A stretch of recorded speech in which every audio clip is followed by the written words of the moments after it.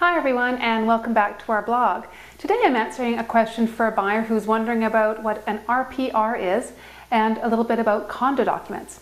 Well, an RPR is short form for a real property report. Real property is actually the legal term for the land. So a real property report simply shows the boundaries of the land. It shows where the property buildings are on the land, where the fences are on the land, what the relationship is in distinct measurement between all those items. So it's a very detailed drawing of the lot and all the items that have been built on the land. Sometimes those things are called the improvements.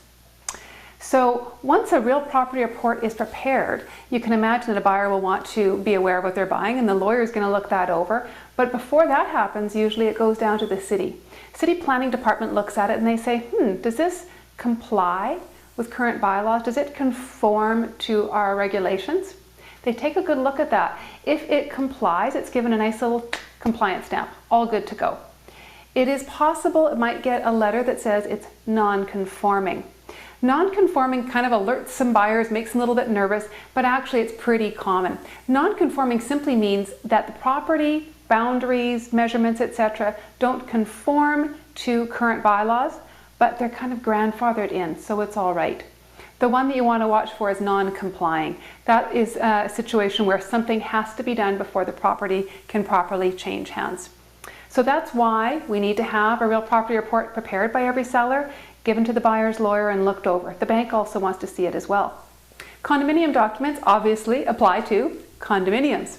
And what you're going to find in the set of condominium documents is everything from the bylaws, in other words, the rules, what you can and can't do, pets, parking, all sorts of things like that, common use areas. You're going to see the financial statements for the last few years. You're going to see minutes from annual general meetings. You should see minutes from monthly meetings for the last year. And you should also be looking at something called a reserve fund study. A reserve fund study is a really important document. It looks at the future repairs needed, future maintenance items anticipated. It's a formal engineering study that then explains in relative layman's terms what that means for the budget for this particular condominium for the next number of years. So maybe the condo fees seem pretty affordable right now, but you look at the reserve fund study and you go, maybe that's going to go up. Or maybe you say, hey, this building's in really great shape. There's actually a company that can review the condominium documents for you. So again, that's why you would need to have condo documents, because you need to know what it is you're buying into, because you're going to be a shared owner in that whole condominium corporation should you choose to purchase. Now there's one type of property that would actually need both.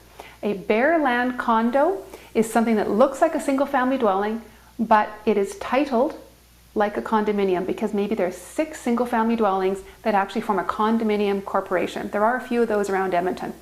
In that case, you're going to want to have a real property report provided to you to show you the boundaries of the land and the structures on it.